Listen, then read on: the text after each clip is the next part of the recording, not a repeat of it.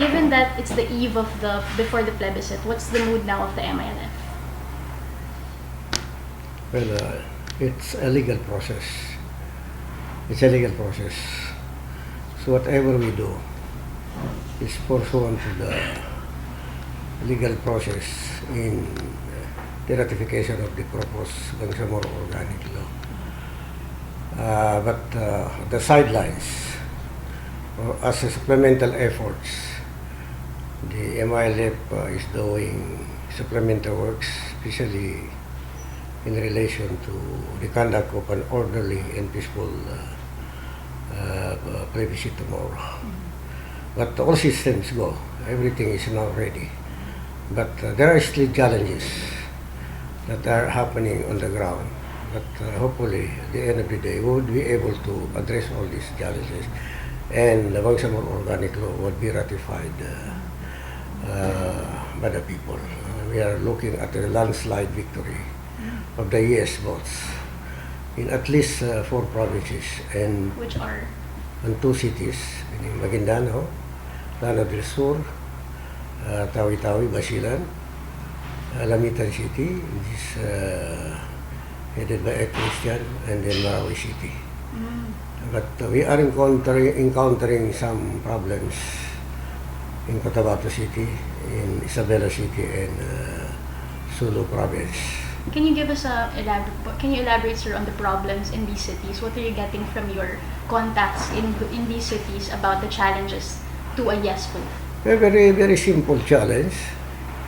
The local government executives of Isabela City, Cotabato City, and the province of Sulu have taken a very hard position against the yes votes. So they are campaigning tremendously. They are campaigning on the ground, and they have so much resources at their command.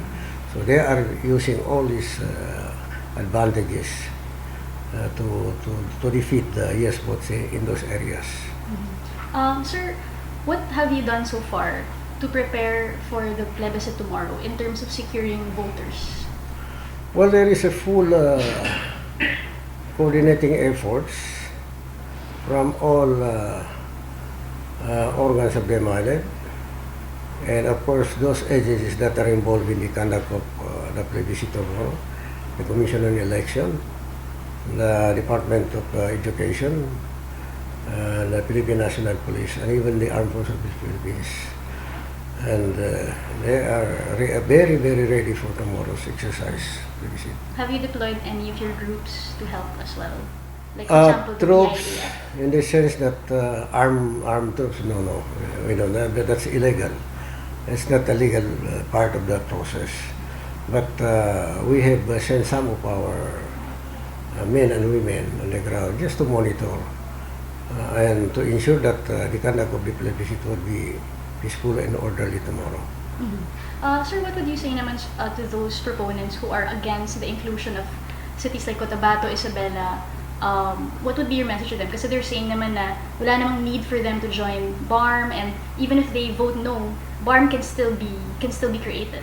Well, we do not fault them for adopting or taking a position of no, but what we want to happen is that whether you vote for no or yes, your decision must be educated. You know the issues. And if you look at the Bangsamoro Organic Law, it's not a perfect law, but it's a good law. Even the mayor of Cotabato City said that the Bangsamoro Organic Law is a good law, and she is against the personalities behind.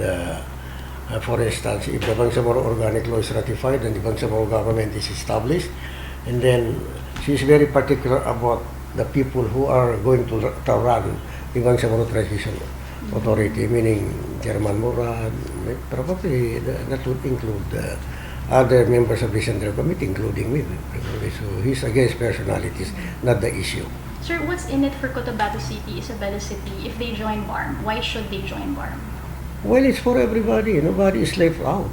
Everybody is benefiting from the proposed Bangsamoro Organic Law. Even the Christians, indigenous people, the women, the youth, the traditional leaders, and even the religious leaders, the local government units, And it's real autonomy because we have 55 powers and plus the general welfare clause that wherein the Bangsamoro government can legislate on anything and everything provided that it is for the general welfare of the people. And there is no law that directly contradicts that proposed law to be passed by parliament. So it's for everybody. So why do we have to oppose that? And there is no enemy here. It's about the public good, the common benefit versus probably selfish interest. Sir, they say that after tomorrow, the MILF will never be the same again. Not tomorrow. After the result of the plebiscite is announced officially by the COMELEC, and then the Bangsamoro Transition Authority is constituted, and the autonomous region is deemed abolished, then the MILF would probably become a social movement. Sir, But it's still a long process because there is still that parallel track which we call the normalization process, wherein the MILF has to undertake a decommissioning of its weapons and combatants. So probably we are talking here about months or probably years before the decommissioning of weapons and combatants can finally be accomplished. So, but theoretically, the moment that the Bangsamoro Organic Law is passed and ratified, and the Bangsamoro Transition Authority, we are moving towards a situation wherein the MILF would become a social movement. Sir, how confident are you in the capability of MILF to govern the farm? Well, if you compare, of course, running a government, nation building is more complex. But in terms of difficulty and harshness of the struggle, I don't think there is a comparison between running a revolutionary struggle wherein everything is at stake, even your lives are at stake. So we managed to undertake the struggle for almost 50 years, and we managed to sign an agreement with the Philippine government, and the talks had taken place for almost 43 years. So that's harder than running a government. Of course, if you look at the MILF as an organization and the members, probably you have so few lawyers, few accountants, but it's not for the MILF. The Bangsamoro autonomous region is not for the MILF alone. It's for everybody. We can call the best minds among the sectors of society, including the Christians, and I think that would help a lot. So it's not about personalities here. It's about how to run it. So, sir, going now to, it's a good segue to the next question would be the membership to the BTA. The MILF will have the power to select a majority of the people there. How will you select these people? Well, first, there are three categories. First, it's about loyalty to the cause and knowing the cause. Because even if you are a lawyer but you do not know the direction of the cause, then it's a demerit on the part of the prospective nominee to the Bangsamoro Transition Authority. So meaning the first criteria is about loyalty to the cause. Second criteria is about capability. And the third criteria would be a geographical representation. Sorry, So three geographical representation, yeah. Sir, are you saying that all the people you will choose will have to be members of MILF? Not necessarily. There are non-organic members. In Non-organic? fact, when we nominated people who would become members of the first Bangsamoro Transition Commission, not all the members are from the MILF. At least I think 3 or 4. Sir, can you name names of who might? Of course, Raisa Sajur, who is a lawyer, he's outside. He's not an organic member of the MILF. Then Milanio Ulama, another commissioner, is not an organic member of the MILF. And the other one, at least I think 3. The first BTC. Abdullah Kamlian. So, sir, you will be nominating them to the BTA. Is that correct? Well, I cannot disclose the list. This way, Sir, okay. yeah. Sir, how about talks on who the cabinet will be, the deputy ministers, anything like Well, very clearly stated in the Bangsamoro Organic Law, if the chief minister comes from Cotabato region, then necessarily the 2 deputies would come from the Rano region and the island provinces. But obviously it would be Chairman Murad who would be the interim chief minister. So without saying, the 2 must come from the Rano region and from the island provinces. How about you, sir? Will you be having opposition? Well, I'm hoping that I should be a member of the BTA, but I am not talking about that. Okay. Siguro, sir, last question na lang, sir. Or second to the last. Pag BTA... You can Sorry, sir. When the MLF is in charge of the BTA, what issues will be top of mind? Well, it's already established, it's already stated in the organic law, and even in the Bangsamoro development plan of the MLF, the first priority would be education. The second priority would be social services, and the third is health services. Those are the top three priorities that we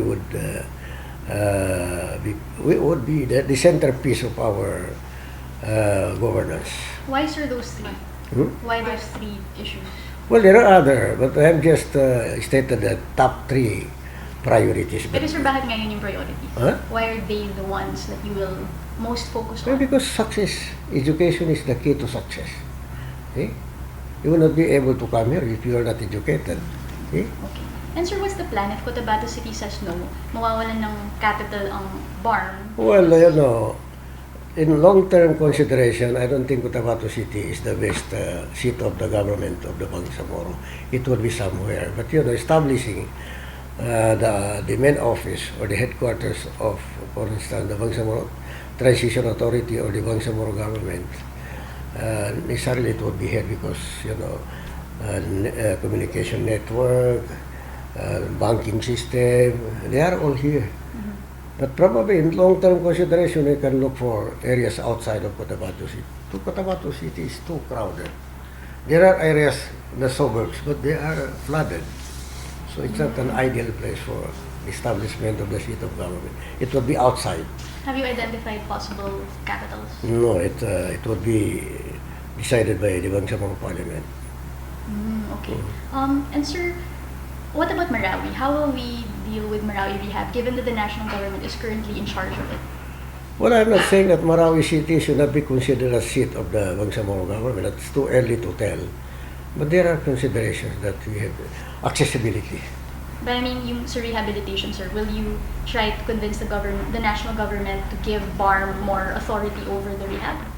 Oh, well, it's part of the Bangsamoro organic law, but probably it's coincidental that it's part of the Bangsamoro organic law, which is a natural part, because our place, the Autonomous Region of Muslim Mindanao, is so devastated, and it's natural that part of the law would say something about rehabilitation.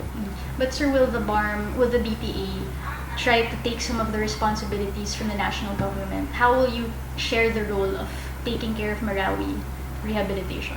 Well, problems like that, especially problems between the national government and the Bangsamoro government, we would settle that through the intergovernmental relations mechanisms, because this is real autonomy, and the national government cannot just say something to the Bangsamoro government. It has to be, of course, through the intergovernmental relations mechanisms. Okay. And sir, lastly, what does the plebiscite tomorrow mean to you personally? Well, it's another history. It's a history in the making. It's a momentous day. After tomorrow, I think another chapter is added to the long narrative of the Bangsamoro people. Okay. So you're very confident? I'm confident, but there are challenges.